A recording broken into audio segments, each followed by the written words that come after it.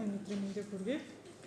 Монгол Улсын хүүхдийн эрхийн тухай хууль, хүүхд хамгааллын тухай хууль, нийслэлийн засаг даргын мөрийн хөтөлбөр, мөн засаг даргын хүүхдийг болцсохгүй эрсдэлд өртгөөс сэргийлэх талаар авах зарим арга хэмжээний тухай албан даалгаврын хүрээнд хүүхдийг осол, гэмтэл, болцсохгүй эрсдлээс урьдчилан сэргийлэх, эцэг их олон нийтэд сурчлагын нөлөөллийн үйл ажиллагаа зохион байгуулах зорилгоор 2018 оны 7 дугаар сарын 1-ээс 9 дугаар сарын 1-ний хооронд 2 сарын хугацаатай анхаарал, хариуцлага, эрсдэлгүй орчин аяныг нийслэлийн хүүхэд гэр бүл хөгжлийн газраас замын цагдаагийн газар, цагдаагийн ерөнхий газар, томьёон газар, бусад холбогдох хамтран ажиллаж байгаа байгууллагуудтайгаа хамтран энэ 2 сарын аяныг зохион байгуулж байна. Гол үнэлээд хүүхэд хүлээн авч авахд бэлэн байна уу буюу гэдэгтэй юм бол.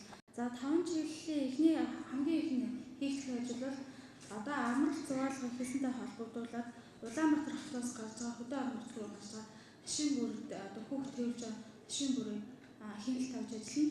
За энэ дээр бол замын цагдаагийн албаны урьдчилан сэргийлэх хэлцээс бол манай байгууллагатай хамтарч ажиллана.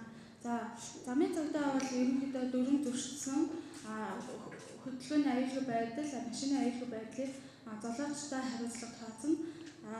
Манай байгууллагын зүгээс бол тухайн хүүхдийн аюулгүй байдал дээр анхааруулах сэрэмжлүүлэг өгнө. Эцэг эхэд бол урайлах төвшүүлэх юм ажлуудыг хийнэ.